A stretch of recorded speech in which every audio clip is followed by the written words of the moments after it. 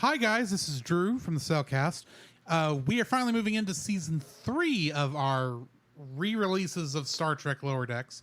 We're, of course, like as I've said before, we're doing this as a prep for Star Trek Lower Decks season 4, which we're going to be covering as the episodes come out. And we're going to be starting with, on Labor Day, the Star Trek's Lower Decks Strange New Worlds crossover episode, Those Old Scientists. So keep an eye out for that on Labor Day. This episode, however, we are looking at Grounded and The Least Dangerous Game. This was originally on our Howl's Moving Castle episode. So if you want to hear the rest of anything we talked about that may have come from that, go check out that episode. But thank y'all anyway for listening to us. And here is your next episode of Star Trek Lower Decks.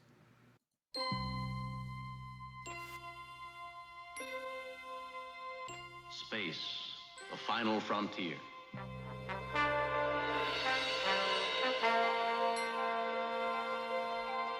These are the voyages of the starship Enterprise. Its 5-year mission: to explore strange new worlds, to seek out new life and new civilizations, to boldly go where no man has gone before.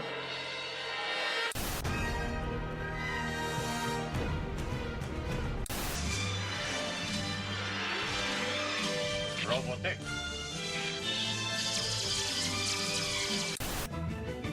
Come on now and set sail for the future. Find the sky, oh, the lava.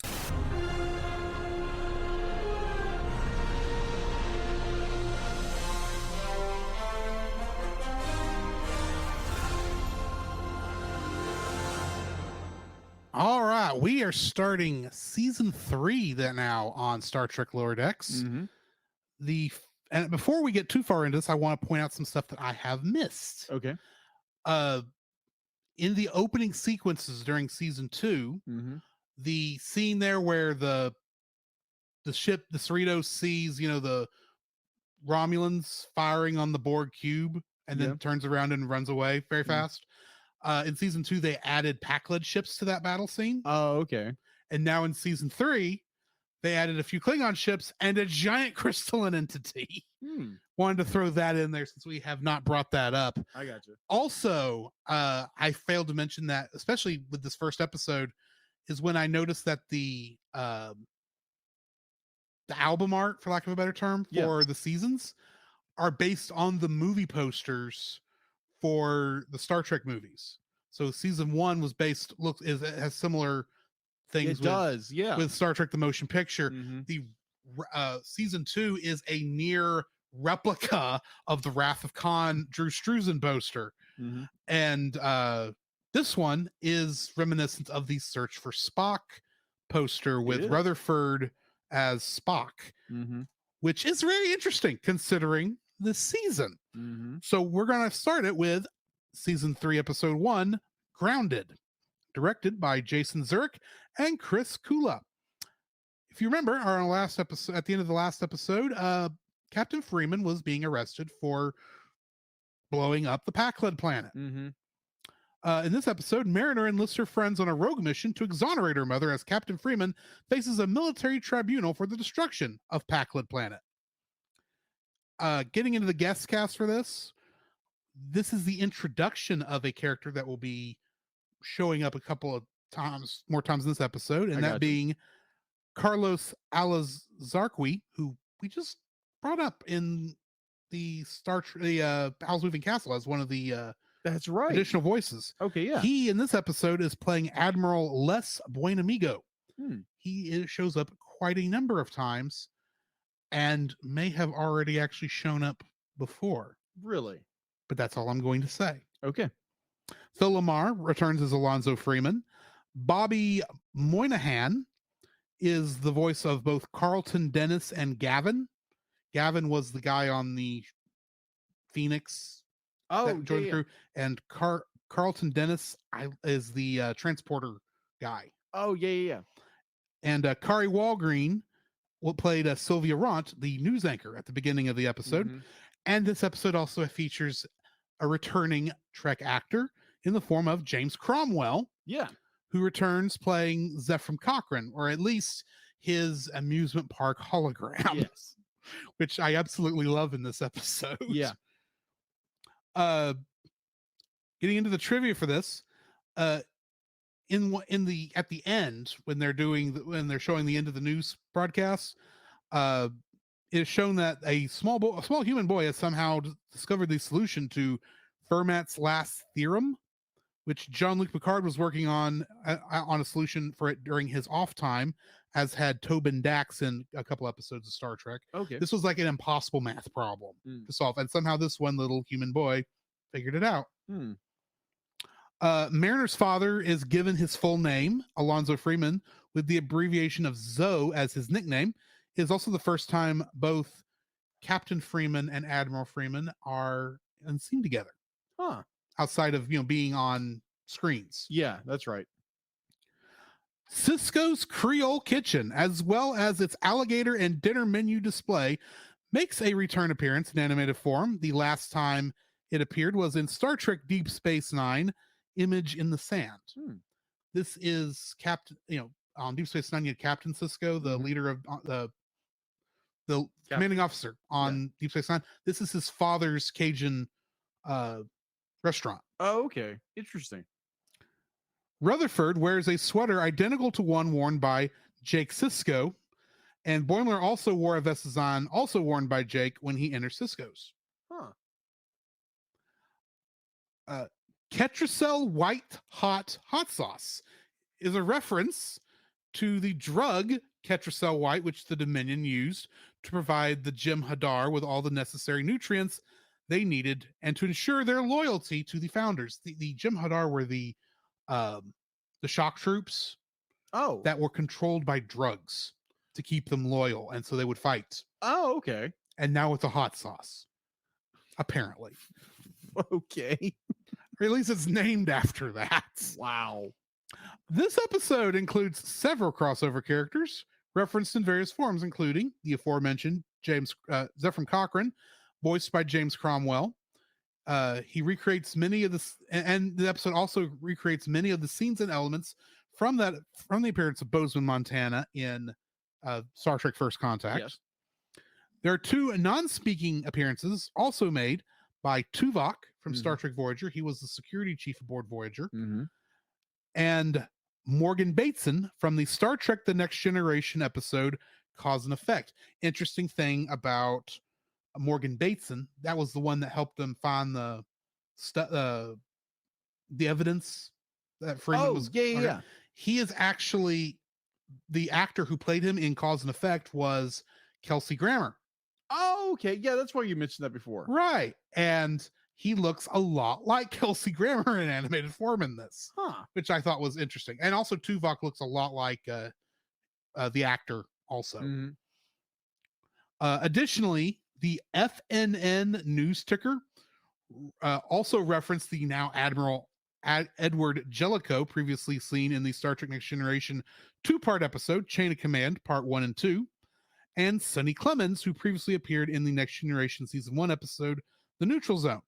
The funny thing about Sonny Clemens, he is actually a country music star from the 20th century. Really? Who got frozen because cryogenics were a fad at the time. And he got the station satellite that was keeping them safe, him and like two other people. Apparently during World War III, they didn't bother keeping up with where that satellite happened to that satellite, and it went off into deep space. And the Enterprise D is the one that found it. You ever want to see something weird? Go look at that episode, because this guy from the 20th century trying to figure out how to operate replicators was, I think it was funny, but it's a subpar episode in general, unfortunately. Zephram Cochrane's statue, which was described by Geordi LaForge in Star Trek First Contact, is shown on screen, as well as other visual tributes to the film, including the Crash and Burn Bar, a playground replica of T-Plan Hoth, the Phoenix, and the inclusion of the song Magic Carpet Ride by Steppenwolf. Mm-hmm. Carlton Dennis wears the late 2360s, early 2370s Starfleet uniform, worn for the 4.5 seasons of Star Trek Deep Space Nine, Star Trek Generations, and throughout Star Trek Voyager. Boimler's hair is confirmed to be dyed purple rather than simply appearing to purple due to the show's palette. The Type 6A shuttlecraft Yosemite that was previously destroyed in Where Pleasant Fountains Lie is replaced in this episode by the Yosemite 2.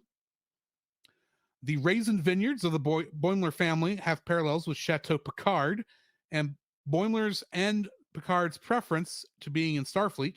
Unlike Picard's appreciation for his family's history of winemaking, Boimler's finds the process of drying grapes to be unbearably dull. The stealing of the Cerritos from the starbase is very similar to what happened in to the USS Enterprise in The Search for Spock. And Captain Freeman calling the Packled's plan a classic Packled Samaritan snare is referencing the Star Trek Next Generation episode Samaritan Snare, which first introduced the Packleds. This is also the final episode in the Packled arc, as far as we know. Okay. So yeah, we won't have to deal with Packleds for a little bit. At least. Okay. For the moment. For the moment. Who knows in season 4?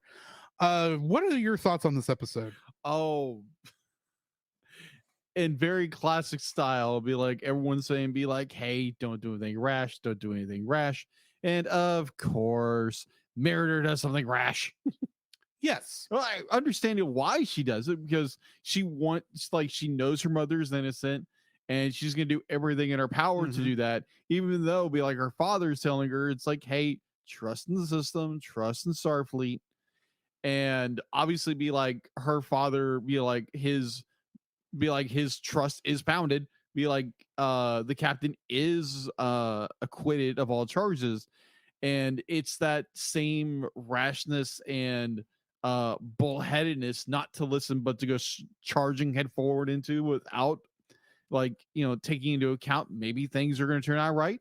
And I love how this episode ends, is where Mariner is sitting with her parents, and of course she's ranting, raving about crap, and her parents are like, yeah, the Cerritos is your last chance. This was your last chance. It still is your last chance. It still is your last chance. And it's like, oh yeah, I'm putting you, be like, you are no longer under my command. You are under her number one. Well, she is still technically under her command. Yeah. But whether or not she stays on the ship or gets that's right, because kicked out of Starfleet is going to be up to Ransom. Yeah, Ransom. Which I'm like, when Ransom's would be like, I'm your mother now, I'm like, oh yes, thank you. And this will come up more in the next episode. Yes, agreed. But I enjoy because the point when they do get to the Phoenix, and their very brash idea, it's like, okay, we can't beam aboard because of these these aliens, which is hysterical to me. Yes. when Tinley, being Tinley, it's like, oh yeah, we're doing an experiment with these aliens, and it's like, oh, that is disturbing but funny. Yeah. But I enjoyed the episode. I enjoyed it when Mariner, like, it was, this is the end, be like, you are at the end of your rope. Be like, if, be like, the commanding officer, be like is looking for any way to get you kicked out of Starfleet, this is gonna be it. Right. And when I saw that, when the entire Freeman family was together, it was like, oh, this is cool. And of course, Mariner's going off, and the captain's like, we just let her get away with everything. She literally gets away with everything. And then it's like, yeah, this is your last chance. Be like, yeah, the Cerritos is your last chance. And I found that very good. And I was like, to me, who has not watched all of season 3 yet, watching it as we review it, it's like, does Mariner get kicked out of Starfleet? We'll watch and see. I'd be like, obviously I'm getting a reaction, but I don't know what you're talking about. Yeah, of course I not. know how it ends. Of course not. Going wait, nudge. to tell you. But we shall see, or at least I will see. Everyone's saying, be like, what's the last episode? No, watch all the episodes. Watch but all the episodes. I do understand why you're going at it at the rate you're going. Exactly. You are fine. Yes. So, yes, this is a good episode. It's a good start to season 3. This when I first watched this episode Mhm. and they first mentioned, oh, we could go to historic Bozeman. Mhm. My heart leapt into my chest. I can imagine. Because here's the thing, folks. I grew up watching a lot of Star Trek, Mhm. but my absolute favorite Star Trek movie that I have the most nostalgia for, I have to say it that way because 6 is my absolute favorite. Mm. 2, I think, is a very, very good movie, and it's like right there with 6 in Mhm. terms of like it's only separated by a couple of degrees for me. Right. First Contact is the first one I saw, first Star Trek movie I saw in a theater. Mm. I'm 90% sure. Mm. I may have seen Generations in a theater, but I would have been a little young at the time. Mm. But this is the first one I definitely remember seeing in a theater. And it is in my opinion, the best of the Next Generation movies. Okay. And it's the one that's like the least Star Trek in a way. Okay. But yeah, it's also a lot, very much Star Trek. And the whole thing with Zephram Cochrane and everything that was going on in Bozeman, Montana is just fun for me. So I find out we're going to Bozeman. I am already super excited to see what you're going to do here. So they get there. And of course, the music goes straight into the theme to Star Trek First Contact. Mhm. I'm going, oh, I'm here. My childhood has just reared its ugly head, and I am enjoying this. And you're seeing things like the statue of Zephram Cochrane, the crash and burn bar, the T-Plana Hoth, the Vulcan ship that made First Contact as a playground. I find hilarious. And then they're still launching Phoenix replica rockets because they're actually amusement park rides. But I was like, please tell me they're going to take one of those. Please tell me they're going to capture one of these ships and use it. And then you hear and then the voice starts talking, and it's like, okay, yeah, that's obviously supposed to be Zephram Cochrane. Wait a minute. Is that James Cromwell? It is James Cromwell. They got James Cromwell to come back. I have no idea what James Cromwell thinks of Star Trek at this point, but they got him to come back to play a stupid little cameo role in an animated show on a streaming service. Dude, I'm loving you people more and more. And then he gets great lines like, oh, you caught me while I'm just doing some taking care of some last minute repairs, and you should take care of any last minute snacks because there's none allowed in the ride vehicle. I'm like, that's hilarious. It's like, you people went to Disney World to figure out what he needed to say for this scene, didn't you? Oh man. And then we're in the Phoenix and they're getting ready to launch off. He says, and one last thing, let's rock and roll. And then they start playing Magic Carpet Ride. I'm going, my childhood nostalgia is complete for this episode because there's no way they went so hard into playing into First Contact in a way that there's no reason they had to for the story. Because they could have just done a quick, oh yeah, it's like, thank you for leaning into it this hard because I absolutely love this. And that 5 minutes, that's only a 5 minutes of this whole episode, is what stuck in my memory from this episode. I forgot that this was the episode with the pink purple aliens that attached themselves to the Cerritos till I was watching it. And then, I only saw this like 2 months ago. But even all that stuff, I especially liked the fact that the Cerritos' hull plating has not been reattached yet from the end of the last episode. So I like that in there. And the whole thing of all the stuff on Earth, because this was actually the first Lower Decks episode to mostly take place on Earth. Okay. 'Cause previously in season 2, there was a scene, there was like one scene where they were on Earth and then they got out of there in a hurry. So yeah, this was I absolutely enjoyed this episode, and I love how they didn't have to do any of this. They didn't have to do a cotton pick any of the stuff they did this because the system was going to take care of it. And because we're following the B plot of what the story here, we actually get this nice, oh yeah, this is what happened in the A plot. We had 2 other Star Trek cameos, but we're not paying for voice actors for, though I'm fairly certain Kelsey Grammer would come back in a heartbeat. And we did all this other stuff. It's like, yeah, that would have been cool to see too, but I'm kind of happy with the story I got. So yeah, that's my thoughts on Grounded, or at least the middle 5 minutes of it, because that's what I focused on. Right. But anyway, yeah. Let's go ahead and hit the second episode tonight. The Least Dangerous Game, directed by Michael Mullen and written by Garrick Bernard. On a tropical paradise planet, Mariner questions Commander Ransom on how he structures his away team. Boimler, on the other hand, makes a bold career decision. Oh my gosh. A very bold career decision. Bold decision. In this episode, Troy Baker plays the character Sherwins. Nolan North is both Lars Lundy and Cranch. And we get Paul Scheer back as Lieutenant Commander Billups, who nearly became king in this episode. Oh gosh. Remember what causes him to have to leave Starfleet and where he ended up in this episode. Oh. They only barely talk about this. Yes, they do. Oh but my they do gosh. mention this, like, because I didn't recognize it the first time I watched it because it'd been so long since I've seen Where Pleasant Fountains Lie. Yeah.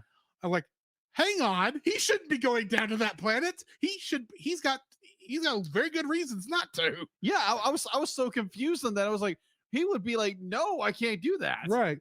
Also, we have another special guest star reprising their role in virtual form.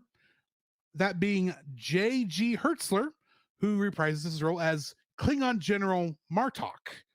Or really, at this point, he's a Chancellor. Yeah. The leader of the Klingons. Yeah. He was a major character in Star Trek Deep Space Nine. Oh, okay.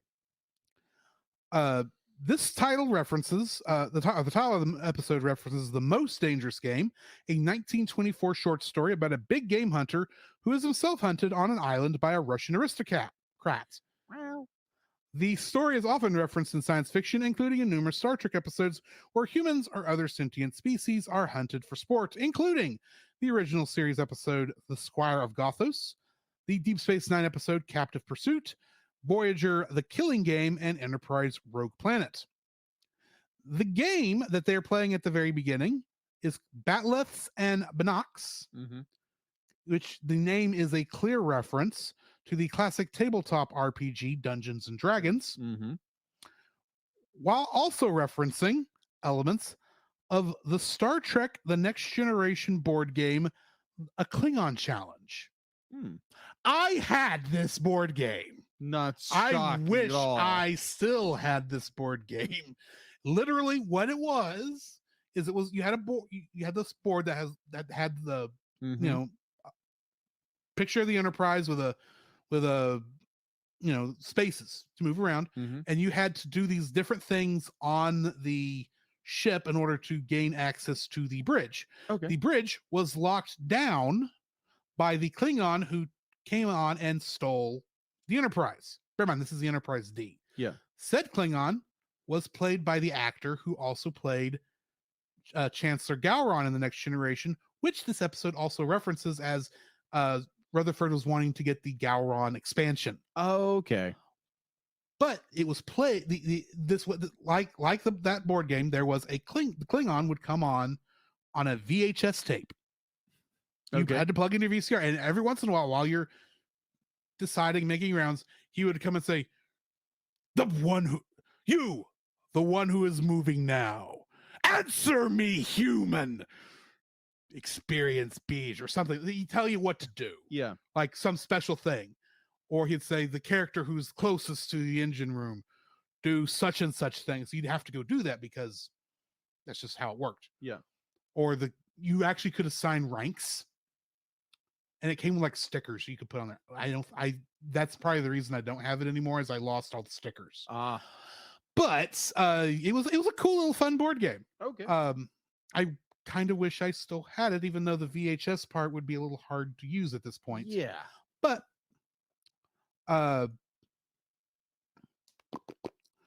this episode, like I said, mentions the return of General Martok, albeit the host of the Ferengi program based on the famous Klingon Martok, and Gowron being referenced as the expansion pack.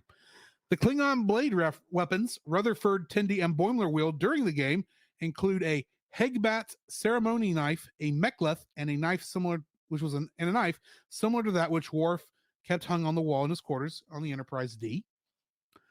Though described as Spring Ball, which was first mentioned in Deep Space Nine episode Shadow Play and first seen in Deep Space Nine For the Cause, the background and costumes are the same ones used for Racquetball as depicted on Deep Space Nine episode Rivals.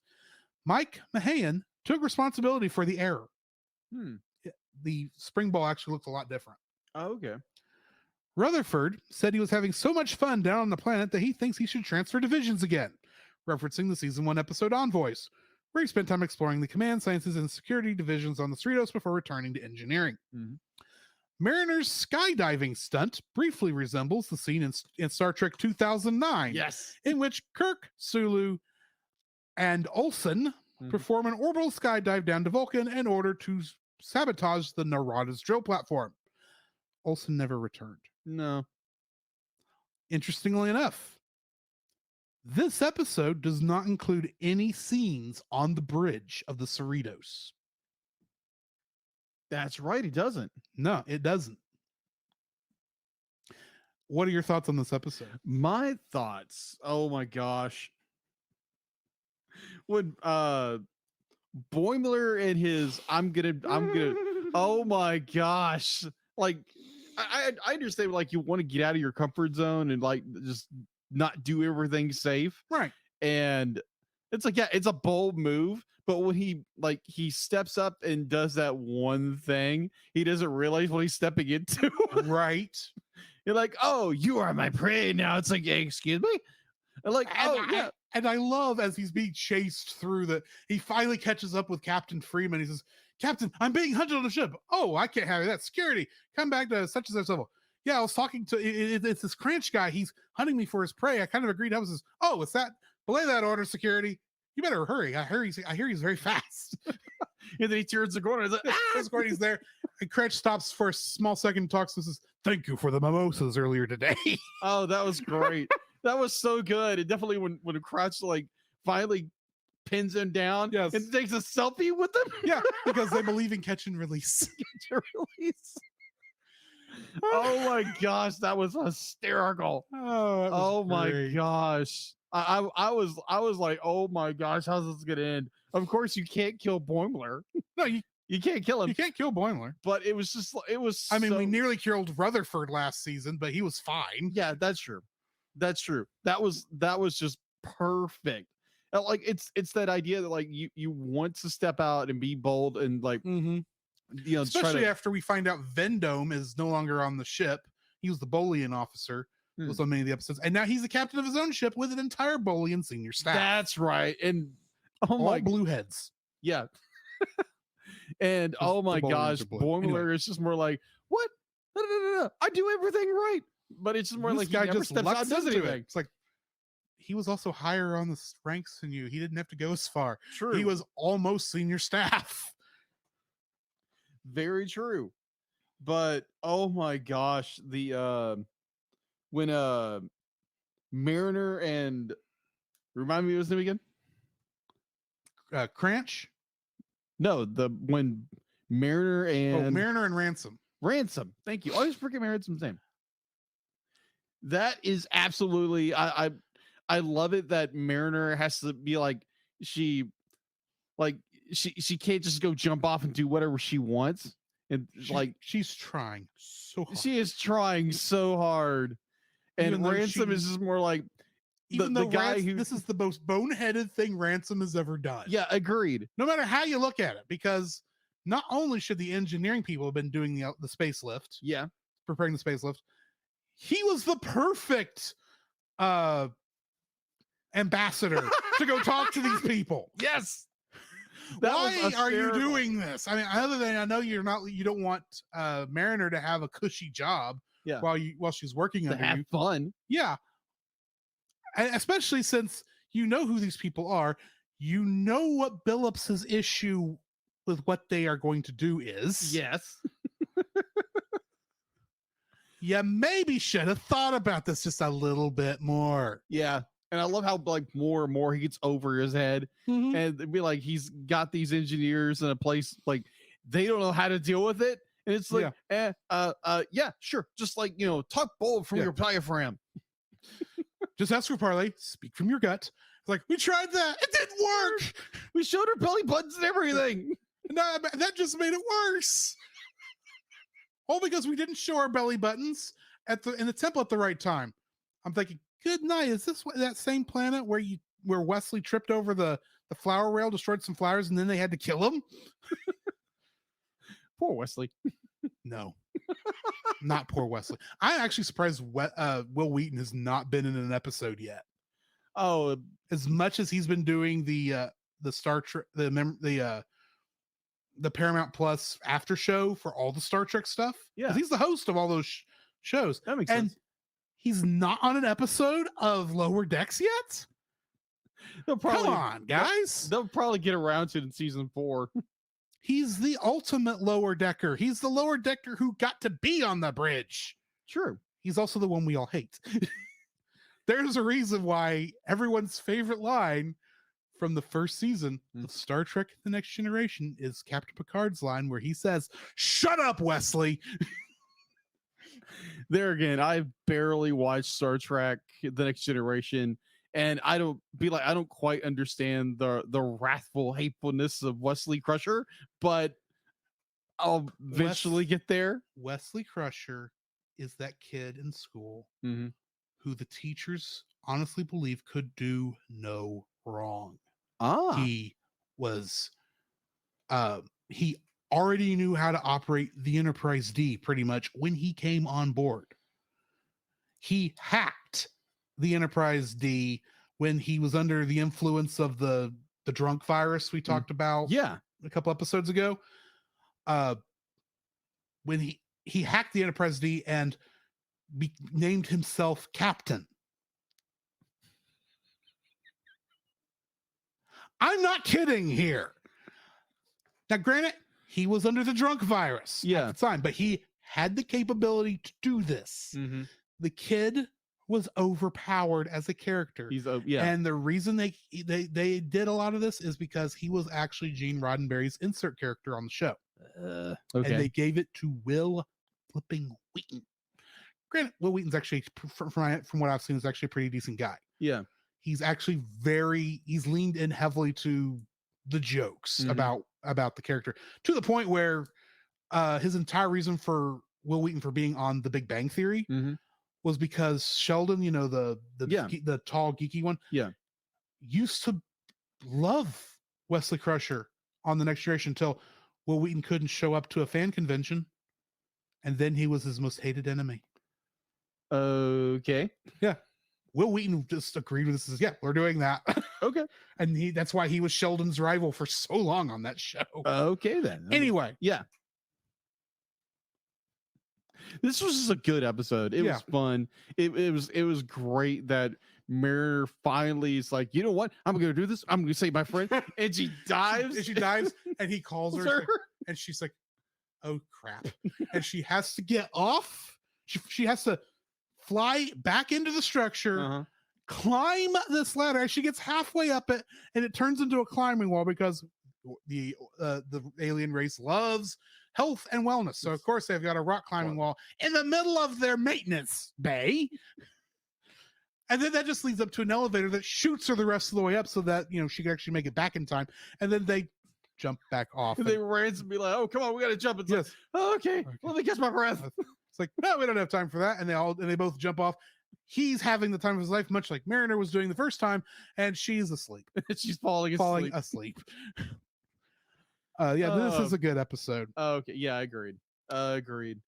Next time, we will be looking at the Star Trek Lower Decks episodes. Mining the Mind's Mines Mm-hmm. and Room for Growth. And the next movie will be our start of Christmas month Yeah. with Muppet Family Christmas, Nice. a movie that you will actually have to go do some searching to find it. Mm. Not you. I already got you a link. Okay, But for everybody else, you'll have to go do some Googling yourself. I gotcha. Because yeah, the legal rights on this one are a little impossible. Dicey. Disney and Warner Brothers, along with the remnants of Jim Henson, probably don't get along as well as they used to in order to make a release like this. Gotcha. But that's going to be the next thing we're going to be reviewing. So join us next time for that. Gotcha. In the meantime, this has been Drew, This is Jacob. and we'll catch you in the next frame. You can follow Jacob on his Facebook at Jacob B. Heron. His Facebook page, Jacob's Daily Art Corner, where he tries to draw each and every day. His Instagram at Jacob B. Heron. His Twitter at Jacob Heron. And his letterboxd at Jacob Heron. You can find Drew on Facebook at Drew Dodgen.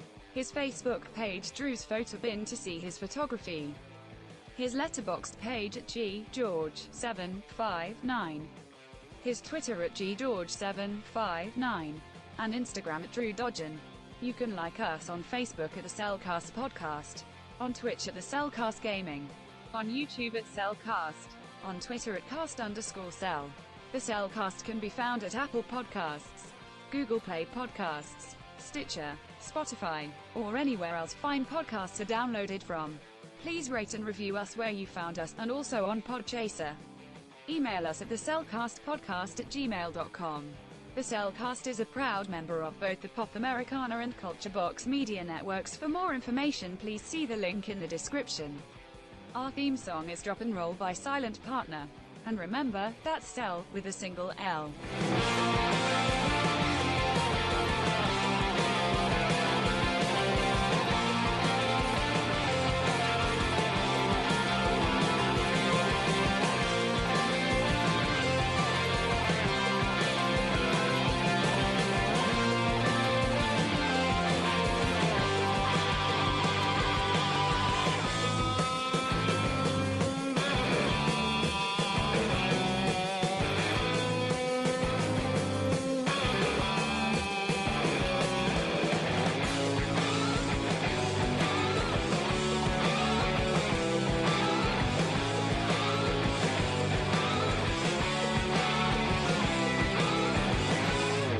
We here at the Cellcast formally pray that for your Thanksgiving dinner, your bacon doesn't burn.